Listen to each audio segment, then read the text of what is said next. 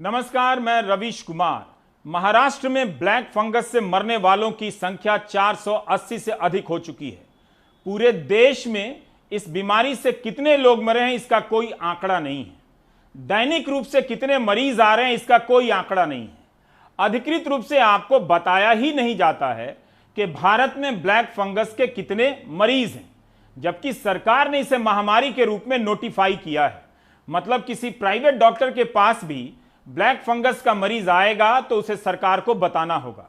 जब यह महामारी है तब केंद्र सरकार हर दिन संख्या क्यों नहीं बताती है कि ब्लैक फंगस के आज कितने मरीज आए। हमारे सहयोगी परिमल ने स्वास्थ्य सचिव लव अग्रवाल से यह सवाल पूछा। उनके पास आज का आंकड़ा ही नहीं था। सर, अभी ब्लैक फंगस के कितने मामले होंगे और कितने लोगों की डेथ हुई होगी? क्योंकि हम लोगों के पास जानकारी राज्यों से आ पाती है, इस मंथ से नहीं आती है। अगर बता पाए तो आसानी हो जाएगी। देखिए, आज एग्जैक्ट डेटा हम लोग नहीं लेके आ पाए हैं ब्लैक फंगस का, बट हम आपको दे सकते हैं।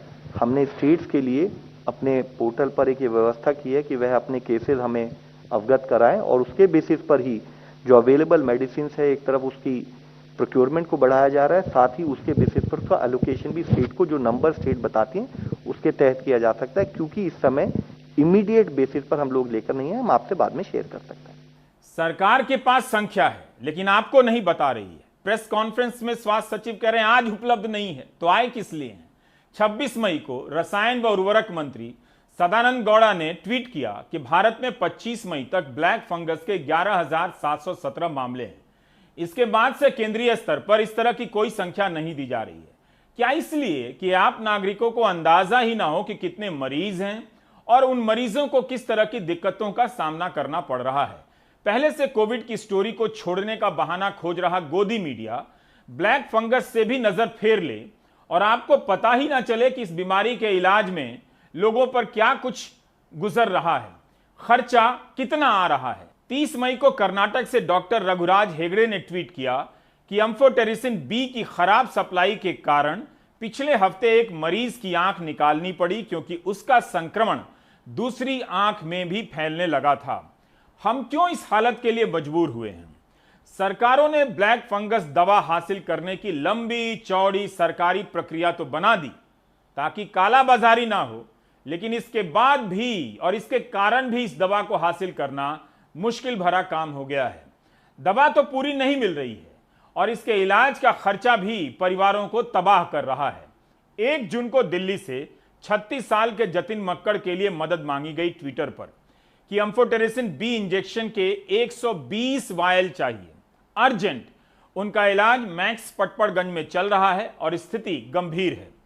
यहां लोगों को 2 इंजेक्शन नहीं मिल रहे हैं। 120 इंजेक्शन खोजना मक्कड़ परिवार के लिए कितना मुश्किल रहा होगा।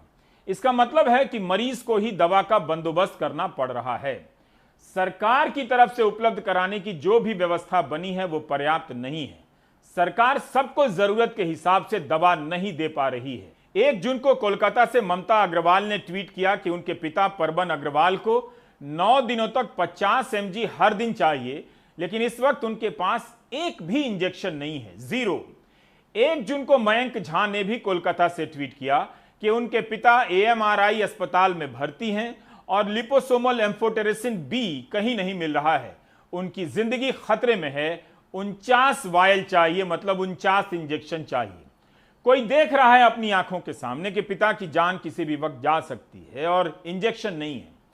मुसीबत में वह किसी न्यूज एंकर को, तो कभी प्रधानमंत्री को, तो कभी रेल मंत्री को टैग करता है, लेकिन इंजेक्शन का कुछ पता नहीं चलता। आश्वासन और आयात निर्यात की सूचना पकड़ाकर इस देश में मरीजों को उनके हाल पर छोड़ दिया गया है। हमने कुछ मरीजों के परिजनों से बात की। उन सब पर दवा के इंतजाम का दबाव तो है ही, इलाज का खर्चा भी किसी का 10 लाख तो किसी का 20 लाख हो चुका है। मीडिया के सामने आने से कतराते हैं। उनकी चिंता समझी जा सकती है। उन्हें लगता है कि मीडिया में आने से इलाज प्रभावित होगा और सरकारी अधिकारी दवा देने में दिक्कत करेंगे। इस प्रक्रिया को सेल्फ ब्लैकमेल सिंड्रोम कहते हैं।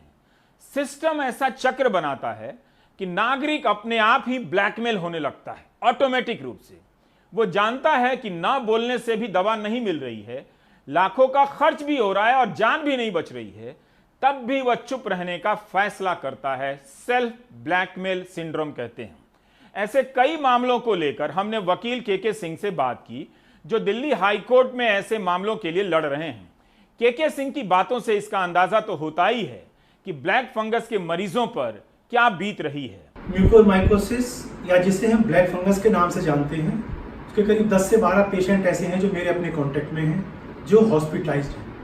और मैं अगर आपको बताऊं, उन लोगों की हालत इतनी ख़राब है, उसके अंदर कुछ लोगों की अपनी आंखें जा चुकी हैं, कुछ लोगों की जान जा चुकी हैं, कुछ लोग वेंटिलेटर पे हैं, कुछ लोगों के करीब 90% लंग्स डैमेज हो चुके हैं, और कुछ लोगों को डॉक्टर्स ने ये बोल दिया है कि अगर आप ठीक भी हो गए तो आपको लाइफ लॉन्ग ऑक्सीजन की सपोर्ट की जरूरत पड़ेगी। और ये कोरोना के बाद ब्लैक फंगस डेवलप हुआ है।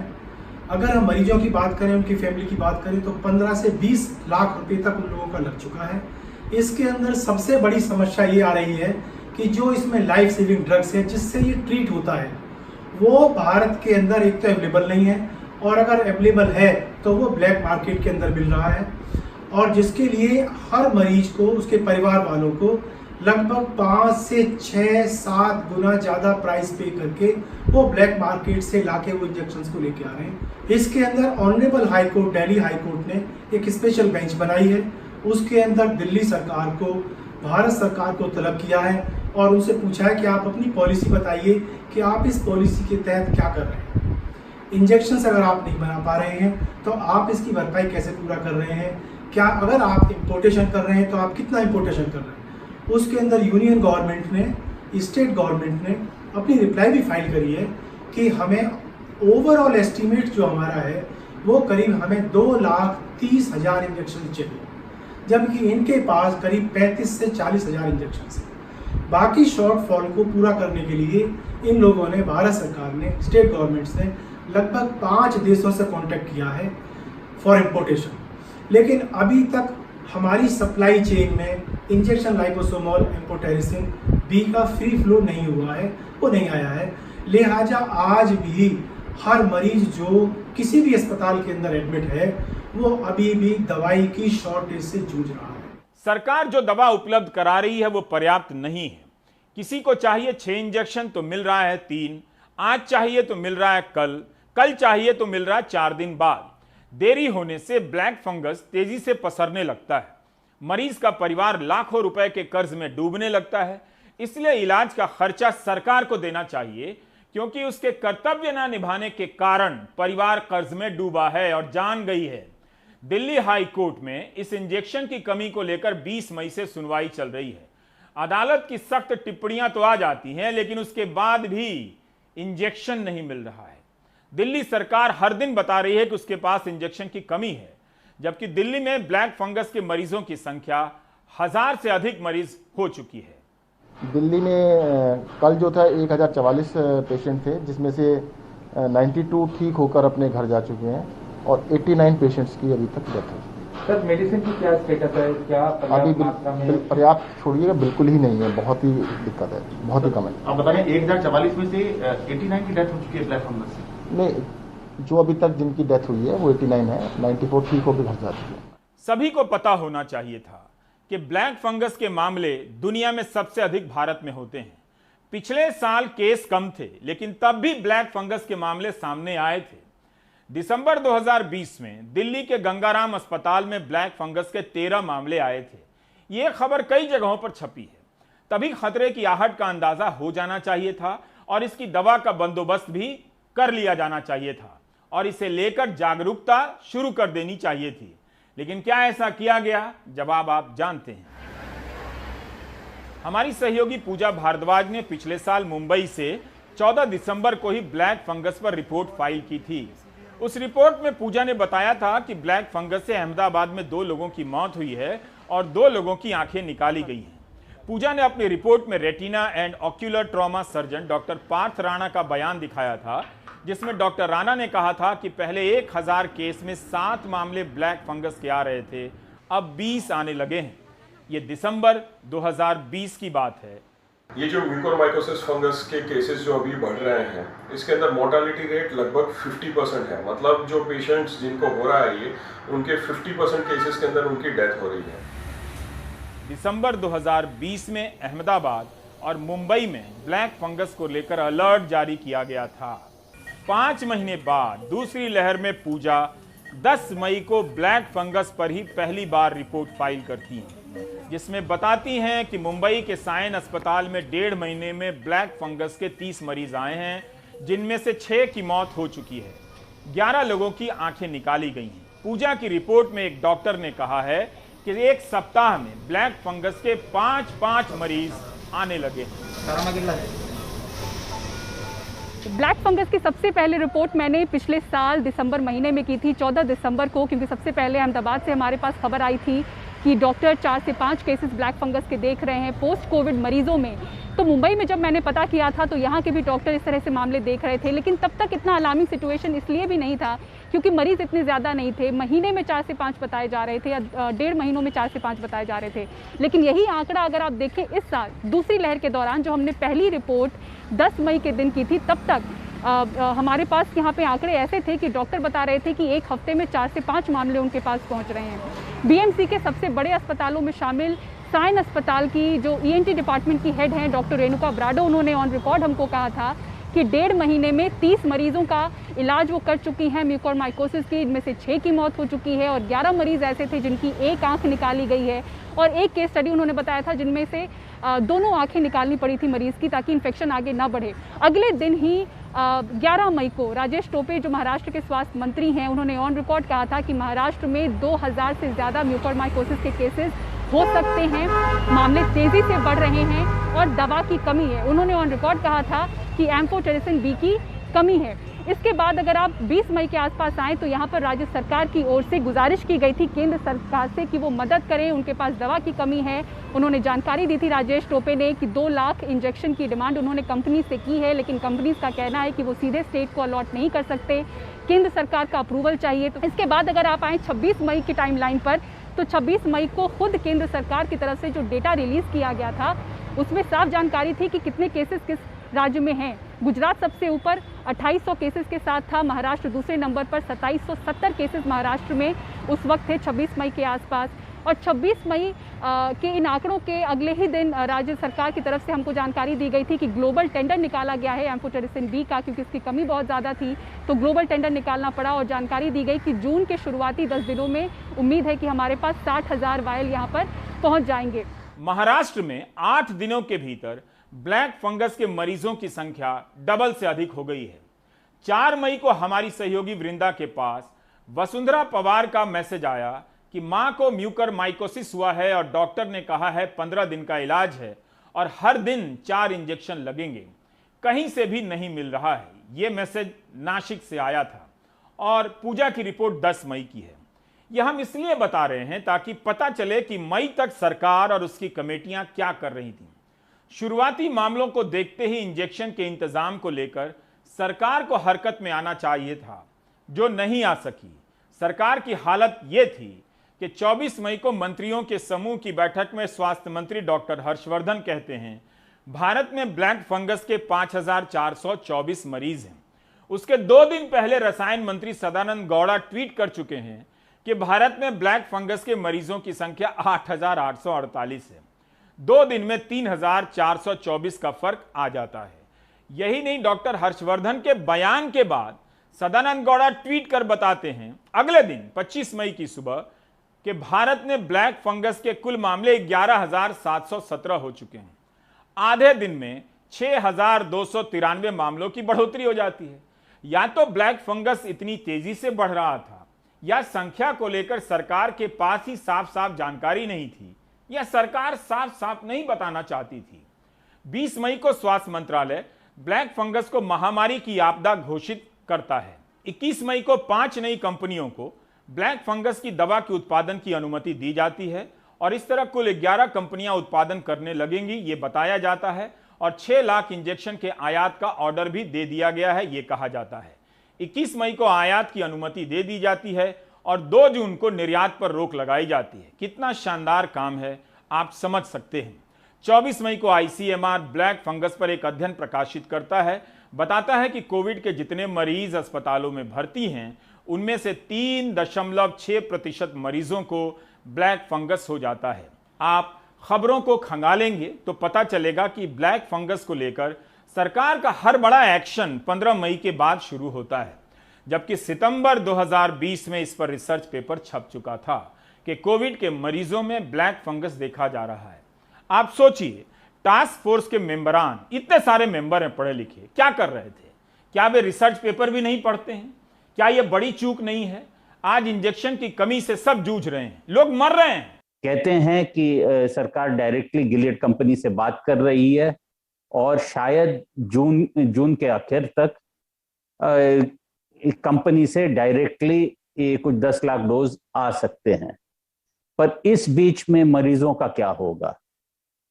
बहुत सारे ये जो दवाई की जो थोड़े बहुत स्टॉक्स है दुनिया भर में स्टॉकिस्ट के पास, उसको भी सरकार को खरीदना चाहिए था। और वो ऐसा नहीं है कि आपको सिर्फ सरकारी प्रोसेस से जाना है कि टेंडर और फ्लोट करके भाई साहब अगर आपके पास कुछ है, आप कितने दाम पे दोगे, आप टेंडर भरिएगा करके, वैसी पद्धति जाने की कोई ज़रूरत थी नहीं। हमारे जो डिजास्टर मैनेजमेंट एक्ट है उसमें सेक्शन 50 है, जिसके तहत अगर कोई इमरजेंसी प्रोक्योरमेंट होना है, जैसे ये आज के संदर्भ में ब्लैक फंगस की दवाई की इमरजेंसी प्रोक्योरमेंट चाहिए, तो बगैर टेंडर भी सरकार, चाहे केंद्र सरकार चाहे राज्य सरकार, इस प्रावधान के तहत खरीद सकते थे। पर लगता नहीं है अब तक कोई ऐसे कदम उठाए गए हैं। या नेशनल डिजास्टर मैनेजमेंट अथॉरिटी या स्टेट डिजास्टर मैनेजमेंट अथॉरिटी या डिस्ट्रिक्ट अथॉरिटी भी कर सकती है अगर वो चाहे तो, और अगर उनके पास आर्थिक प्रावधान हो तो बिल्कुल कर सकते हैं। ये तो काम करने की बात है, अगर काम करना चाहे तो कर सकते हैं। ब्लैक फंगस के मरीजों को उनके हाल पर छोड़ दिया गया है। जालंधर की मैरी जोसेफ कोरोना के इलाज के दौरान ब्लैक फंगस से संक्रमित हो गई। 40 साल की मैरी के परिवार वालों ने एम्फोटेरेसिन बी के इंतजाम के लिए क्या क्या नहीं किया। पंजाब के सभी जिलों में पता किया कि इंजेक्शन कहां मिलेगा। उसके बाद मैरी के जानने वालों ने स्वास्थ्य मंत्री तक पहुंचाने का रास्ता निकाल लिया। 2 दिन तो इंजेक्शन खोजने में लग गए, तब जाकर अमृतसर से 12 इंजेक्शन का इंतजाम हुआ। बाद में इंजेक्शन का मिलना बंद हो गया। इस बीच किसी ने एक नंबर भी दिया कि इस नंबर पर संपर्क करने से इंजेक्शन मिल जाएगा। 54,000 उसके खाते में डालने के बाद पता चला कि वो फ्रॉड था। दवा की तलाश में लोग धोखा खाने में भी पैसे गंवा रहे हैं। क्या पता इस नंबर से यह ठग दूसरे मजबूर लोगों की जेब खाली कर रहा है। पूरी दवा न मिलने के कारण मैरी नहीं बच सकी। मैरी के इलाज के लिए उनके पति जोसेफ ने दोस्तों और रिश्तेदारों से 4 लाख रुपए उधार लिए। 8 लाख खर्चा आया है, कर्जा भी हो गया। 2 बेटियों की मां मैरी की जान नहीं बच सकी। हमने उनको 54,000 गूगल पे के ज़रिए हमने उनको सेंड किए। जैसे ही हमने उनको सेंड किए तो 1-2 बारी उन्होंने हमारे से बात की। हमने पूछा कि इंजेक्शन कहाँ रह गए, तो उन्होंने हमारे साथ टाल मटोल करना शुरू कर दिया कि बस आ रहे हैं, हमारी गाड़ी ख़राब होगी। तो बस 1-2 बार दोबारा हमने फ़ोन किया तो उन्होंने फ़ोन उठाना हमारा बंद कर दिया। तो हम समझ गए कि हमारे साथ फ्रॉड हुआ है।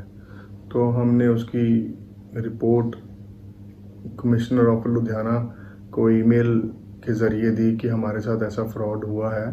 तो हमारी बेनती है, अपील है प्रशासन से, लुधियाना पुलिस से, government of India, government of Punjab से कि ऐसे लोगों के ऊपर हम नकेल कसें। इसलिए कहता हूं कि ब्लैक फंगस के इलाज का खर्चा सरकार को भरना चाहिए।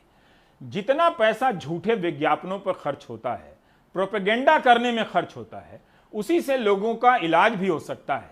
इंदौर की युक्ता यादव ट्विटर पर अपने पिता जयवीर यादव के लिए मदद मांग रही थी। जयवीर यादव स्टेशन मास्टर हैं। 25 दिनों से ब्लैक फंगस का इलाज चल रहा है, तो अंदाजा लगा लीजिए कि कितना खर्चा हो गया होगा। मेरा नाम युक्ता है, मैं IIT खड़गपुर की छात्रा हूँ। मेरे पिताजी श्री जयवीर यादव पिछले 20 दिनों से बॉम्बे हॉस्पिटल के बेड नंबर 1153 पर एडमिट हैं। उन्हें म्यूकरमाइकोसिस हुआ। यह बीमारी उनके एक आँख में पहले ही फैल चुकी थी, जिसकी वजह से वो अपनी उस आँख की रोशनी पूरी तरीके से गंवा बैठे और इंजेक्शंस ना मिलने की वजह से अब यह बीमारी उनके दूसरे आँख में भी फैल रही है और यह बीमारी उनके दिमाग में घुस रही है। मेरा शिवराज सिंह मामा जी से निवेदन और प्रधानमंत्री श्री नरेंद्र मोदी जी से निवेदन कि वह इंजेक्शन मुझे जल्दी से जल्दी उपलब्ध कराए ताकि मैं अपने पिताजी का इलाज करा सकूं। पटना एम्स में हर दिन पूरे बिहार से ब्लैक फंगस के मरीज पहुंचने लगे हैं। एम्स अस्पताल सरकारी है तो यहां इलाज हो जा रहा है, लेकिन दवा की दिक्कत तो है ही। जिन लोगों को प्राइवेट में इलाज कराना पड़ रहा होगा उनकी क्या हालत होती होगी सोचिए। बिहार आने वाले मरीजों को अगर इंदिरा गांधी आयुर्विज्ञान संस्थान और एम्स में बेड मिल गया तो उनकी किस्मत। जिस तरह से बिहार भर से मरीज आ रहे हैं, कुछ समय बाद इन अस्पतालों के सामने कहीं बेड की समस्या खड़ी ना हो जाए। फिलहाल बड़ी चुनौती है दवा में जरा भी देरी से बीमारी। एम्स पटना के ईएनटी विभाग में ब्लैक फंगस के मरीजों का इलाज चल रहा है।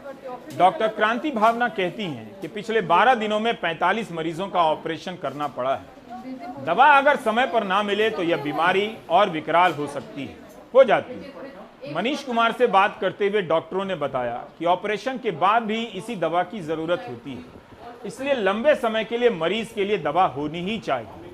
यही नहीं, शहर और गांव के लोगों को कोविड के बाद सफाई पर विशेष ध्यान देने की जरूरत है। मैं ये कहूँगी कि इनिशियली जब मरीज़ आ रहे थे वेरी बहुत सारे सीरियस मरीज़ भी आ रहे थे, अब भी आ रहे हैं सीरियस मरीज़ इन अ सेंस कि जो ऑलरेडी ब्रेन इन्वॉल्व है, जो ऑलरेडी स्किन ख़राब हो गया, जो ऑलरेडी तालू ख़राब हो गई, आँख ख़राब हो गए, ऐसे बहुत सारे मरीज़ हैं हमारे पास। इनफैक्ट अभी एडमिटेड जितने मरीज़ हैं उसमें से more than 50% of them already have their orbit involve and out of that 50% another 50% have their brain involve.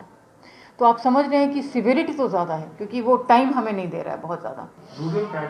Rural background भी है, शहर का भी बैकग्राउंड है। So I can not tell you कि वो केवल रूरल से आ रहे हैं, पेरिफेरीज से भी आ रहे हैं, ट्रीट होके आ रहे हैं, कोविड के लिए ट्रीट किया या बिल्कुल केवल बुखार के लिए ट्रीट किया। Lack of medicine is the biggest problem which everybody as a doctor I feel very bad in a sense that आज के डेट में हम कितनी भी मेहनत कर लें, it is a medical problem and जो ये बीमारी it's a medical disease। इसमें हमारा रोल सर्जन का इसलिए है ताकि उस सड़न और गलन वाली चीज़ों को हम हटाएं ताकि और वहाँ पे ब्लीडिंग होने लगे और ताकि ड्रग एब्जॉर्ब होके ब्रेन को अटैक होने से बचे या ब्रेन में फर्दर प्रॉब्लम करने से बचे। तो if I don't have the drug even if I operate what will happen. हमारे यहाँ बेड्स की कोई दिक्कत नहीं है, बेड्स भी हैं, मेडिसिन आहिस्ते आहिस्ते मिलना शुरू हो रहा है और अभी 500 वायल आईजीएमएस को मिल रहा है जिससे हम लोग 100 लोगों की मरीज़ की इलाज कर रहे हैं अभी, क्योंकि एक मरीज़ में 5 वायल यूज़ करना पड़ता है, तो इसके इलाज हम लोग के यहाँ उपलब्ध है। लेकिन ये एक बड़ा समस्या है आज की तारीख में, ब्लैक फंगस केसेस आपको लगता है कि एपिडेमिक फॉर्म लेता जा रहा है? चूँकि ग्रामीण परिवेश पहली बार इन्वॉल्व हुआ है, फेज़ 1 आप देखेंगे पहली लहर में ऐसा नहीं था, शहरों में ही सीमित था, गांव में बहुत कम था। चूँकि इस बार ग्रामीण परिवेश इन्वॉल्व है और वहाँ बहुत ज़्यादा सफाई की आदत नहीं रह पा रही है, इसलिए ये स्थिति थोड़ी भयावह होनी शुरू हो गई है और रिजल्ट्स आंकड़े आने शुरू हो गए हैं। इसकी तैयारी सब जगह रखनी पड़ेगी। पूरे देश में ब्लैक फंगस की दवा की कमी है, केवल बिहार में नहीं है। स्वास्थ्य मंत्री मंगल पांडे का कहना है कि बिहार में ब्लैक फंगस के मरीजों की संख्या 400 है और हर दिन के हिसाब से दवा है और ब्लैक फंगस के मरीजों की दवा अपने खर्चे पर सरकार दे रही है। बिहार संभवतः पहला राज्य है जिसने इस बीमारी की जो दवा एम्फोटेरिसिन होती है उसके इंजेक्शन को 15 तारीख को ही आदेश निकाल के अपने सभी अस्पतालों में, जो हमारे मेडिकल कॉलेज हॉस्पिटल्स हैं, वहाँ भिजवाना हमने शुरू कर दिया। और तुरंत ही जो बड़े अस्पताल थे, खास करके IGIMS, एम्स, PMCH, NMCH, ऐसे जगहों पर डेडिकेटेड वार्ड बनवा दिया और वहाँ पे लोगों की इलाज की शुरुआत हमने करा दी। एक मरीज को बचाने के लिए राज्य की सरकार अपने अस्पतालों में लगभग 4 लाख से 5 लाख रुपए का दवा दे रही है केवल एक मरीज के लिए। और अभी तक बिहार में हम सब लोगों ने जो विभिन्न मेडिकल कॉलेज हॉस्पिटल्स में दवाइयाँ दी हैं उसकी संख्या इस एम्फोटेरिसिन दवा की वह 16,000 के करीब है। 16,000 वायल इंजेक्शन हम लोगों ने दिए हैं। अस्पतालों में ऑक्सीजन की कमी से मरना लोगों की गलती नहीं थी, सरकार की थी। दिल्ली सरकार ने 4 सदस्यों की कमेटी बनाई है। यह कमेटी अस्पतालों में ऑक्सीजन की कमी से जान गंवाने वाले लोगों को मुआवजा देना चाहती है। सरकार ने फैसला किया है कि ऐसे पीड़ितों के परिवारों को 5 लाख रुपए दिए जाएंगे। एक कमेटी बना के 4 सदस्य कमेटी बना के इसकी पूरी जांच की जाएगी कि अगर कहीं से इस तरह का कोई सूचना, इस तरह का कोई क्लेम, इस तरह का कोई दावा आता है कि यहाँ पर ऑक्सीजन की कमी की वजह से किसी मरीज़ की डेथ हुई, तो उसकी पूरी जांच की जाए। और अगर किसी की डेथ ऑक्सीजन की कमी की वजह से हुई तो सरकार की ओर से भी ऐसे मामलों में 5 लाख रुपए के कंपनसेशन का ऐलान, 5 लाख रुपए के परिवार को, पीड़ित परिवार को सहायता राशि का ऐलान मुख्यमंत्री जी ने किया है, वो भी दिया जाएगा। यह ठीक कदम है। अस्पताल में ऑक्सीजन की कमी से मरने वालों को मुआवजा मिलना ही चाहिए। राज्य सरकार के साथ साथ केंद्र को भी देना चाहिए, क्योंकि ऑक्सीजन की सप्लाई का जिम्मा उसके पास था। पेंडेमिक और एपिडेमिक के अंतर में उलझने की कोई जरूरत नहीं है। भारत में इस वक्त 2 महामारियां चल रही हैं, कोरोना और ब्लैक फंगस की। सरकार कहती है कि वह लड़ रही है, सफलतापूर्वक दूसरी लहर को नियंत्रित कर चुकी है, लेकिन दवा आप खोज रहे हैं, आज तक खोज रहे हैं, और इलाज का लाखों खर्चा आप चुका रहे हैं, कर्जे में आप डूब रहे हैं। तबाही आपकी और वाहवाही सरकार की। ब्रेक ले लीजिए।